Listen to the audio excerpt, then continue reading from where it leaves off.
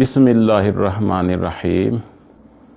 سہم بن مجانب بیان کرتے ہیں کہ ہم علاء بن حضری رضی اللہ تعالیٰ عنہ کے ساتھ جہاد کے لیے روانہ ہوئے۔ ہم بحرین کے ایک مقام دارین تک پہنچے۔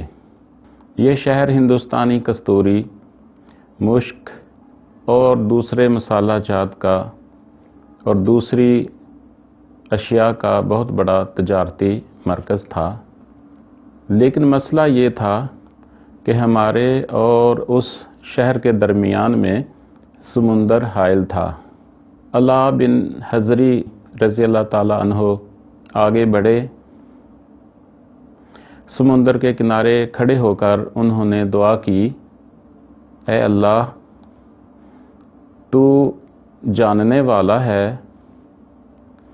تو قوت والا ہے، تو بہت بڑا ہے، تو سب سے بڑا ہے اور ہم تیرے معمولی بندے ہیں، یہاں سمندر کے کنارے کھڑے ہیں، جبکہ دشمنان اسلام سمندر کے دوسرے سرے پر ہیں۔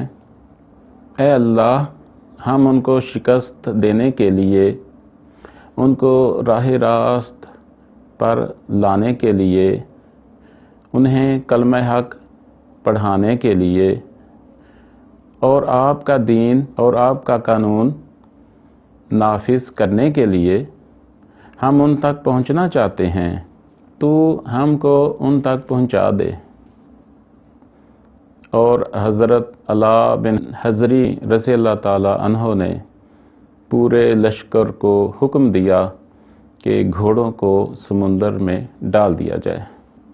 ہم سب اور ہمارا لشکر حضرت علاء بن حضری رضی اللہ تعالیٰ عنہ کی قیادت میں سمندر کے اندر آگے بڑھ رہا تھا، اور سمندر کا پانی ہمارے گھوڑوں کے سینوں تک بھی نہیں پہنچ رہا تھا۔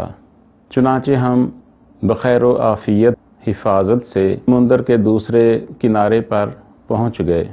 ہم نے دشمنان اسلام کے ساتھ جنگ کی اور انہیں شکست دی۔